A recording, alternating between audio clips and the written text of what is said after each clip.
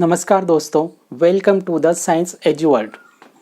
आज के लेक्चर में हम जीव विज्ञान के बेसिक टॉपिक कोशिका के बारे में पढ़ेंगे।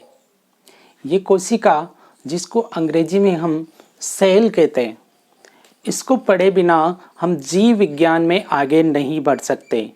अगर हमको जीव विज्ञान को समझना है तो हमको कोशिका के बारे में सब कुछ पता होना चाहिए। ठीक है? हाँ, इसको पढ़े बिना हम जीव विज्ञान को रट जरूर सकते हैं, लेकिन समझ नहीं सकते। इसीलिए हम इस टॉपिक की शुरुआत सबसे पहले कर रहे हैं। ठीक है? जो कोशिका है, इसकी परिभाषा ऑलमोस्ट सबको पता होती है। जिसने भी जीव विज्ञान के बारे में पढ़ा है या 8-9th क्लास से ही इसकी परिभाषा आना शुरू हो जाती है कि जीवन की या फिर सजीवों की सबसे छोटी संरचनात्मक व क्रियात्मक इकाई क्या कहलाती है? कोशिका कहलाती है। सजीवों की संरचनात्मक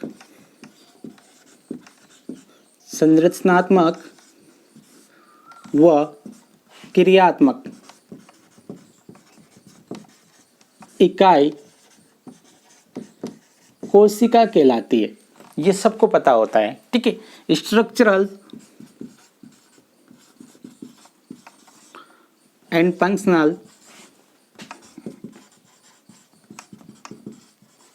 यूनिट। ठीक है? लिविंग ऑर्गेनिज्म की स्ट्रक्चरल एंड फंक्शनल यूनिट को क्या कहते हैं? हम सेल। ठीक है? अब देखो, हम बात कर रहे हैं कोशिका की, तो इन दोनों शब्दों को भी समझना बहुत जरूरी है। स्ट्रक्चरल का मतलब होता है कि सजीवों का शरीर किससे बना होता है? कोशिकाओं से। छोटी छोटी सी कोशिकाओं से बना होता है। सभी सजीवों का शरीर किससे बना होता है? कोशिकाओं से, जो छोटी छोटी सी होती है। और सभी सजीवों की जो जैविक क्रियाएं, जो जैसे वृद्धि हो गई, पाचन हो गया, उपापचय हो गया, वृद्धि, पाचन, उत्सर्जन। ठीक है? उसके अलावा उनके अंदर जितने भी अदर कार्य होते हैं, जैसे कि हम बात करें कि हमारी बॉडी की प्रोटेक्शन की बात करें, डिफेंस सिस्टम हमारा जो है, इम्यूनिटी सिस्टम, उसमें भी कोशिकाएं ही कार्य करती है। उसके अलावा हम बात करें जैसे कि हमारे अंदर जो मेमोरी होती है ब्रेन के अंदर, उनके अंदर भी सेल्स ही हेल्प करती है। हमारी तंत्रिका कोशिकाएं, न्यूरॉन्स। ठीक है? हमारे आरबीसी है जो कि ऑक्सीजन को ट्रांसमिट करने का कार्य करती है, लंग्स टू ऑर्गन्स। ठीक है? हमारे फेफड़ों से ऑक्सीजन को लेकर जाती है हमारे सेल्स तक, अदर सेल्स तक। ठीक है? डब्ल्यूबीसी जो हमारे बॉडी की जो क्या होती है, बॉडी गार्ड होती है। ठीक है? हमारे बॉडी का बॉडी गार्ड कौन होता है? डब्ल्यूबीसी। तो डब्ल्यूबीसी भी एक तरह की सेल्स है। तो डिफरेंट टाइप की सेल डिफरेंट कार्य करती है। ठीक है? और हमारे बॉडी के जितने भी फंक्शंस है उनको क्या करती है? कंप्लीट करवाती है। ठीक है? तो कुल मिला के बात है, सजीवों की जो संरचनात्मक, मतलब सजीवों का शरीर किससे बना होता है? कोशिकाओं से। और क्रियात्मक का मतलब सजीवों के अंदर जितने भी क्रियाएं होती है वो कौन से लेवल पर होते हैं? कोशिकीय लेवल पर। हम बात करते हैं श्वसन की, तो हमारा श्वसन तंत्र काम करता है, लेकिन रियलिटी में जो कोशिकाओं के अंदर जो श्वसन होता है उसे हम कोशिकीय श्वसन कहते हैं। बाकी जो श्वसन तंत्र है वो श्वसन में हेल्प करता है, बाह्य श्वसन में, लेकिन कोशिका के अंदर ही जाकर फाइनली श्वसन होता है। ठीक है? तो कुल मिला के बात ये है कि हमारे जो बॉडी के अंदर जितने भी फंक्शंस हो रहे हैं उन सबको कौन कंप्लीट कर रहा है? कोशिकाएं। ठीक है? तो हम इसको बोल सकते हैं सजीवों की संरचनात्मक व क्रियात्मक इकाई। ठीक है? उसके बाद हम बात कर सकते हैं, जैसे किसी बिल्डिंग्स का निर्माण छोटी छोटी ब्रिक्स से होता है, छोटी छोटी ईंटों से मिलकर किसी बिल्डिंग का निर्माण होता है, वैसे ही सजीवों के शरीर का निर्माण किससे होता है? छोटी छोटी कोशिकाओं से। इसीलिए हम कोशिका को बिल्डिंग ब्लॉक ऑफ लाइफ भी कहते हैं। जीवन की आधारभूत ईंटें, बिल्डिंग ब्लॉक ऑफ लाइफ, जीवन की आधारभूत ईंटें। कोशिका को ही हम जीवन की मूलभूत इकाई भी कहते हैं। फंडामेंटल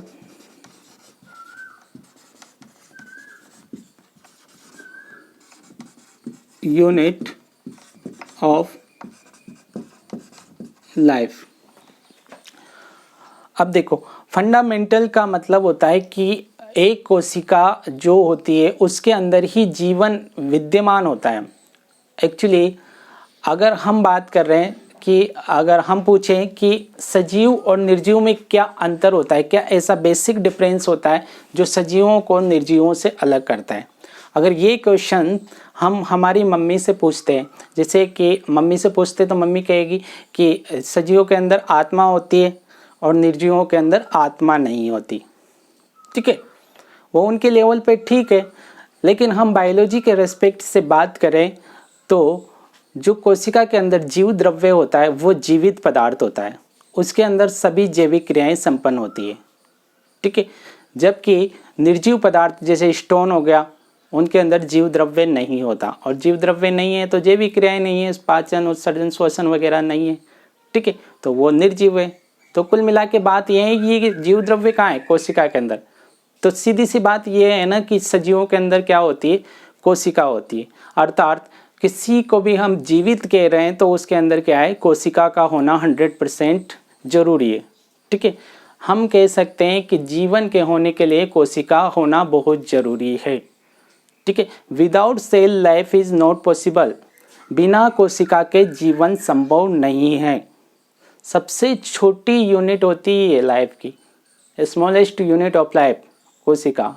ठीक है, अब हम बात कर रहे हैं मूलभूत या फिर फंडामेंटल यूनिट की, तो इसके बिना, इससे छोटा कोई भी जो सजीव संभव नहीं है। हम बात कर रहे हैं कि सबसे छोटा सजीव जो होगा उसमें कितनी कोशिकाएं हो सकती है, सबसे छोटा सजीव जो होगा उसमें एक कोशिका हो सकती है। ऐसा कोई भी ऑर्गेनिज्म जिसमें एक कोशिका से कम है, जो एक कोशिका से कम है, हम उसको क्या कहेंगे, सजीव, हम उसको सजीव नहीं कह सकते। ठीक है, उसके अलावा हम बात कर रहे हैं यहाँ पर, तो हमको अगर कोशिका को समझना है तो कोशिका से रिलेटेड कुछ फैक्ट कलेक्ट करना है। ठीक है, सबसे पहले फैक्ट कलेक्ट करेंगे, बाद में हम इसको डिटेल में स्टडी करेंगे। ठीक है, जैसे कि सबसे पहला फैक्ट है हमारे पास, जो सेल वर्ड है वो लैटिन वर्ड सेलुला से बना है। ठीक है, लैटिन वर्ड सेलुला से सेल शब्द बना है, और इस सेलुला का अर्थ होता है स्मॉल रूम या कंपार्टमेंट।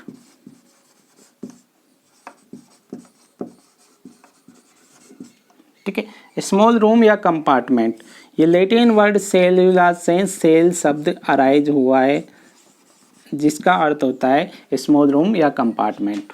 ठीक है, नेक्स्ट हम बात करें तो जीव विज्ञान की वो शाखा जिसके अंतर्गत कोशिका का अध्ययन किया जाता है उसे क्या कहेंगे हम, साइटोलॉजी। ठीक है, जीव विज्ञान की वो शाखा जिसके अंतर्गत कोशिका का अध्ययन किया जाता है, study of cell known as cytology. Hindi और इंग्लिश में सेम ही, हिंदी में भी वो तुमसे पूछेंगे कि कोशिका का अध्ययन जीव विज्ञान की कौन सी शाखा के अंतर्गत किया जाता है, तो आंसर होगा साइटोलॉजी। ज़्यादा ही हिंदी करेंगे वो तुम्हें बताएंगे वो कोशिका विज्ञान। ठीक है, लेकिन एज इट इज हिंदी में इसी को लिखा जाता है साइटोलॉजी।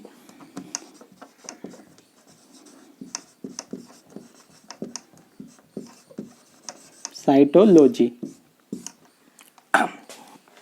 ओके, उसके अलावा हम बात कर रहे हैं फादर ऑफ साइटोलॉजी की।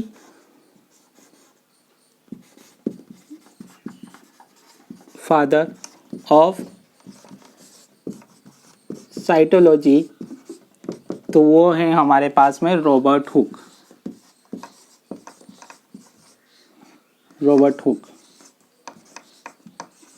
रॉबर्ट हुक के बारे में हम और भी बहुत सारे पढ़ने वाले हैं। रॉबर्ट हुक एक बहुत ही इम्पोर्टेंट साइंटिस्ट है, जिन्होंने सबसे पहले कोशिका की खोज करी। इनके बारे में आगे और डिटेल हम पढ़ेंगे। ठीक है, यहाँ तक नोट कर लीजिए आप।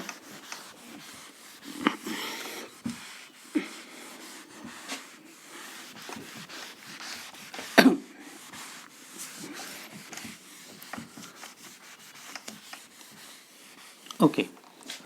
उसके बाद हम बात करें यहाँ पर, तो जो फादर ऑफ साइटोलॉजी है, उसके बाद जो साइटोलॉजी टर्म है,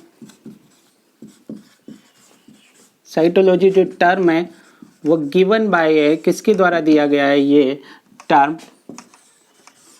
हर्टविग द्वारा। हर्टविग, ये नेम भी याद रखना है, साइंटिस्ट हर्टविग द्वारा साइटोलॉजी टर्म दिया गया है, ठीक है। उसके बाद हम बात करें यहाँ पर, तो फादर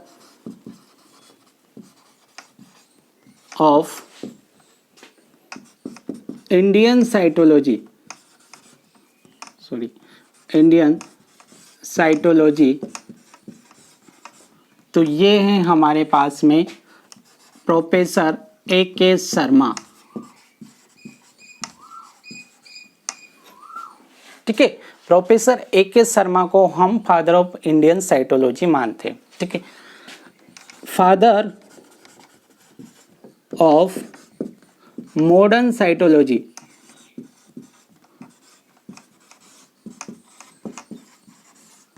तो ये हैं हमारे पास C.P. स्वानसन। C.P. स्वानसन, C.P. स्वानसन को हम फादर ऑफ मॉडर्न साइटोलॉजी मानते हैं। C.P. स्वानसन की एक बुक है, उसका नेम भी तुम्हें याद रखना है। इनकी फेमस बुक है द सेल। इन्होंने एक पुस्तक लिखी है जिसका नाम क्या है? द सेल, ठीक है। उसके अलावा हम बात करें यहाँ पर, तो अदर्स जो भी है फैक्ट्स, उनमें हम 2 केंद्रों के नाम भी हम याद रखेंगे, ठीक है। ये दोनों केंद्र कोशिका रिसर्च से संबंधित है और भारत में विद्यमान है। तो भारत के 2 कोशिका रिसर्च से संबंधित मुख्य केंद्रों के नाम तुम्हें याद रखना है। एक तो कोशिका विज्ञान केंद्र, कोशिका विज्ञान केंद्र,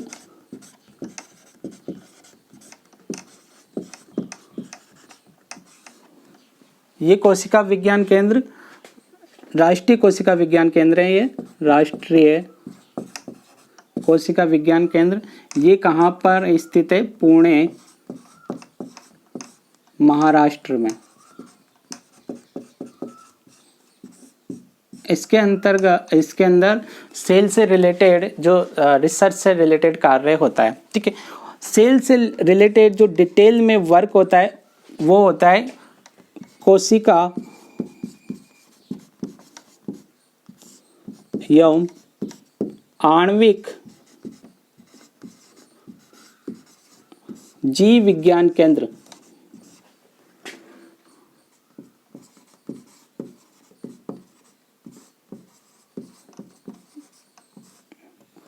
ये कहाँ पर स्थित है? हैदराबाद, तेलंगाना में।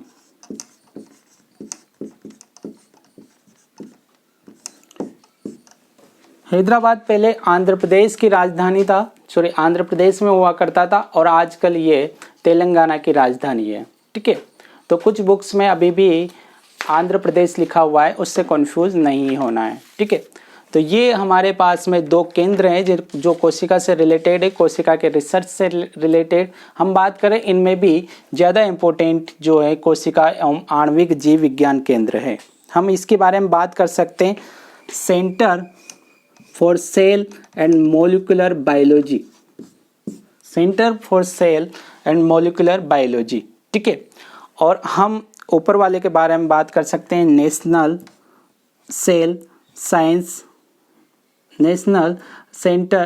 सेंटर फॉर सेल साइंस, ठीक है। तो ये हमारे पास में जो कोशिका से रिलेटेड कुछ फैक्ट हैं। आज की क्लास में हम यहीं तक पढ़ेंगे। नेक्स्ट लेक्चर में हम कोशिका की खोज से रिलेटेड जो भी फैक्ट्स है उनको कलेक्ट करेंगे और कोशिका के बारे में आगे स्टडी करेंगे। अगर वीडियो अच्छा लगा हो तो प्लीज़ चैनल को सब्सक्राइब कीजिए। और लास्ट में एक बात और कि सबकी टीचिंग मेथडोलॉजी अलग अलग होती है, ठीक है। हो सकता है शुरू में तुम्हें अच्छा नहीं लग रहा हो, सबके पढ़ाने के तरीके अलग अलग होते हैं, ठीक है। तो आप जुड़े रहिए, हम फैक्ट वाइज बात करेंगे, हम डिटेल में जाके पढ़ेंगे, चीज़ों को रटेंगे नहीं, ठीक है। आपको 2-3 लेक्चर के बाद बिल्कुल ऐसा फील होगा कि हम अच्छा कर रहे हैं, कुछ अच्छा पढ़ रहे हैं, ठीक है, रटे रटाई चीज़ें नहीं पढ़ रहे हैं, ठीक है। तो चैनल को प्लीज़ सब्सक्राइब कीजिए और हमारे साथ जुड़े रहे। Thank you so much.